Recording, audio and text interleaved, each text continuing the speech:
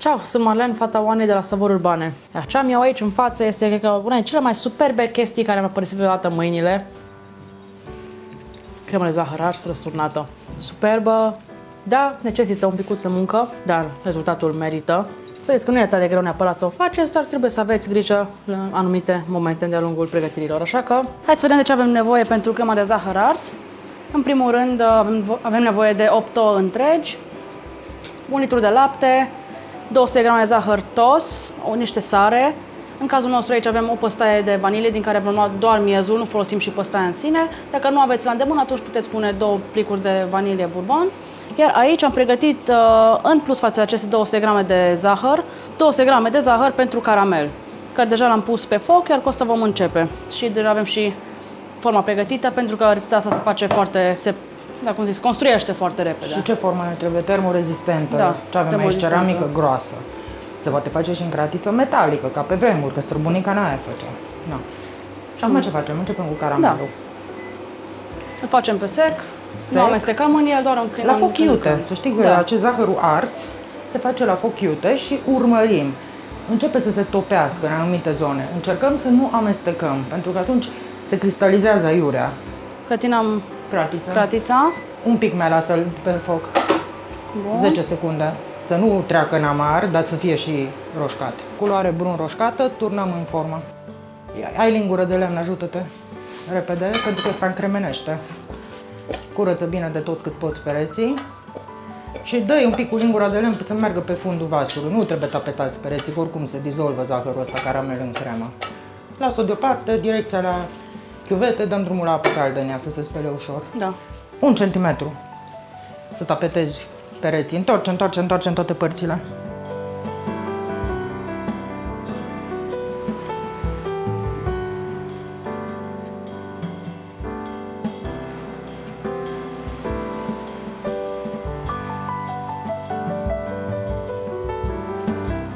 Acum punem deoparte forma la răcorit. Dacă auziți că pocnește, nu vă speriați, nu e bolul, e caramelul, fiindcă se răcește. Se contractă și se sparge. Și continuăm cu restul cremei. Da. Între timp am pus cuptorul la preîncins la 180 de grade, iar acum haideți să ne apucăm de crema propriu-zisă. Începem cu ouăle, le spargem întregi, le punem în bolul robotului. Noi știm că ale noastre sunt proaspete, dacă aveți emoții puteți face probă. Da, fiecare ou spart separat într-un pahar și verificat, nu aveți surpriză la ultimele. Deci pui ouăle, zahărul, 2 prafuri bune de sare și râșcă vanilia și le bagi la mixat și pe urmă subțiezi treptat cu lapte. Le batem vreo 4 minute cel puțin la robot la viteză mare, ouăle cu zahărul, să crească în volum. Îi adăugăm zahărul. Din sare punem să aibă gust încă o dată. E mult. Bun. Așa. Și vanilia. Și vanilia. O scoatem de aici din... O râcâim cum putem miezul de vanilie. I-am zis că n-aș pune păstaia, pentru că aici va rămâne în mijlocul ei și riscă să-mi strice structura cremei la cuptor. Știi, până când vreau să o răstorn, poate îmi crapă. Da. Așa că mai bine îi pun miezul și păstrez păstaia pentru altă prăjitură sau altă cremă. Și ce făcea bunica ta micu păstaie din asta? În care punea zahăr. O punea în borcan cu zahăr pudră. Și în anii 80 de criză alimentară, cu o păstaie de vanilie ținută într-un borcan de zahăr pudră, 10 ani și-au făcut zahăr pudră. Cum se termina zahărul, mai măcina altul. Și făcea zahăr pudră din zahăr tos, bineînțeles. Mașina de râșnit cafea. Și dragă de vanilie își dădea aroma la fiecare tranșă nouă. Iar acum îl punem la bătut. Așezăm. Câte minute am zis? 3, 4, 5 minute? 3-4-5 să fie un amestec minute. spumos, la viteză mare, dă-i. Începi pe încet și pe urmă mărești. Încet. Dă-i. Tot încet. Maximum.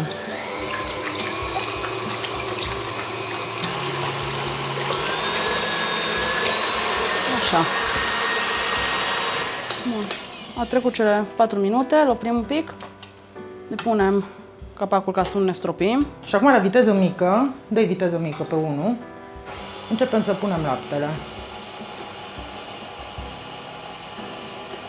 Pune acum. Pun pe tot deodată? Pune, da. Am încercat să-i dai așa un 2-3, fără să redecorăm aici tot. Și încă o dată, mai tare. Așa, că trebuie foarte bine să se amestece filamentele alea de la ouă. De ce am bătut ouăle înainte? Ca să creeze filamentele de proteine care îngroașă, care leagă. Exact ca la crema patisier. Nu trântim toate acolo ouăle plutind peste lapte și așa, nu. Trebuie bătută, prelucrată mecanic. Uite ce fain au crescut în volum. Am pus forma într-o tavă mai adâncă. Acum în formă vom pune Compoziția de cremă de zahăr ars. Aha, ce fain pocnește, se răcește brusc. Dă cu spatula tot să înculegi de acolo. La țanc. Vezi, asta înseamnă să fii cofetar profesionist, adică eu. Să știi să-ți alegi vasele cu dimensiunile potrivite de la bun început, să nu trebuiască să le tot muzi într-una între-alta. Și dacă nu știi, ce faci? Măsori. Cum am măsurat volumul? Pe lângă că știu geometrie și area bazei în înălțimea. Așa, i-am fost la firul. Punem forma goală pe un cântar, facem tara și o umplem cu apă. Câți litri de apă, atâția centimetri cub, de fapt, cât mililitri. Asta a mea avea 1600, deci dacă mi-am căput 1 litru 600, am 1600 de centimetri cub și sigur îmi încap toate ingredientele. Mai departe. Iar acum în tavă, cam până pe la... cât nici să nu de afară, dar... Nu, până la jumate, nu mai mult. Până la jumate. Punem apă rece. Ce crem? Bain-marie. Aici e marele secret al coacerii acestei creme renversée, îi zic francezii. Se coace la temperatură controlată prin apa asta.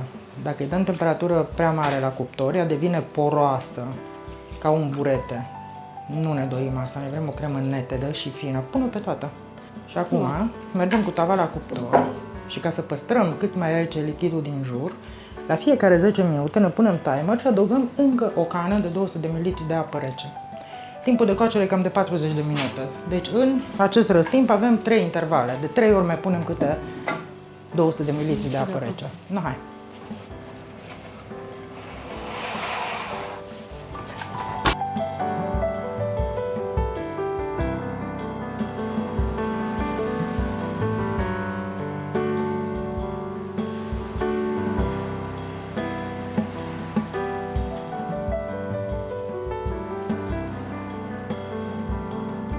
Crema zahăr ars a stat la frigider Peste noapte. peste noapte, ore bune.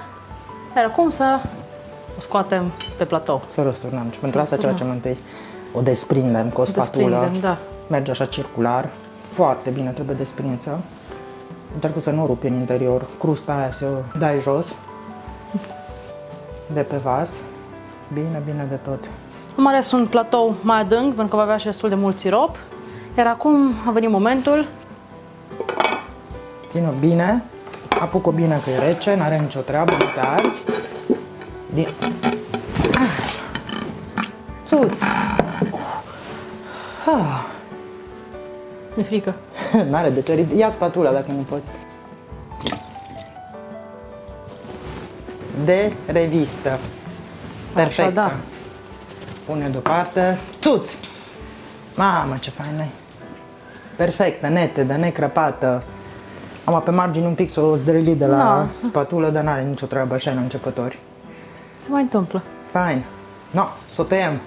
Și iată că am ajuns și într-un final, la finalul acestei rețete. Am trudit un pic, dar am trudit în ceva ce merită. Uitați cât de fain a ieșit. Oglindă. Da, crema zahăr ars răsturnată, varianta răsturnată. Parcă nici nu vine să tai din ea, dar... O să tăiem din ea, cum să nu? Să vadă. Să tăiem, ce fain să taie felii. Cu sirop, cu tot, arată cam poză. Când cața să peret, cam asta e poza. Exact. Da, chiar este vinghea noastră, nu? Normal. Țineți minte pașii cu coacerea cremei, aia sunt cei mai importanți. Da. La fiecare 10 minute câte un pahar de apă rece, ca să ținem jos temperatura apei din jur. Da, pentru că amestecul în sine e ușor de făcut. Da, dar riscul e după aia să devină poroasă și Da. aspră. Și acum o să tăiem și o să vedem cât e de fain în interior. Te scurge acum în glazură. Și ai spatulă și încerci să scoți felia. Pe farfurie, te duci cu farfuria mai aproape. Îmi este frică, nică te vedeți, doamnelor și Nu, domnilor. lasă în sărăcie, că asta se mănâncă și din oală, direct cu lingura. Acum am vrut noi să fie show. Aha. Hai. Oh! Vis. Cine mai e ca mine, fraților? Da, mă scot cu grijă să nu crapi și să se vadă cât de mișto e secțiunea. Ai ceva netedă, omogenă, fină. Hai că toate că ne-am făcut curaj să o scoatem din formă, a ieșit perfect. Ne-am făcut curaj să o și tăiem. Uitați cât de faină e. Uitați aici secțiunea. Așa fină. Hai să o și gustăm. Da, arată super. Foarte faină. E ce trebuie. Mai ales după ce o să mai și stea și încă în plus la frigider și mai mult. Parcă pe măsură ce trece timpul, tot mai bună ești, tot mai repede așa îți vine să mănânci. Ah, ce bun. Nu uitați să vă abonați, dați un like, un share, să ne spuneți în comentarii cât de bună vi se pare și vouă, pentru că refuz opinia oricărui om care spune că asta nu e bună. Nu vorbiți cu mine. Și să ne revedem cu bine în următoarea rețetă. Ciao!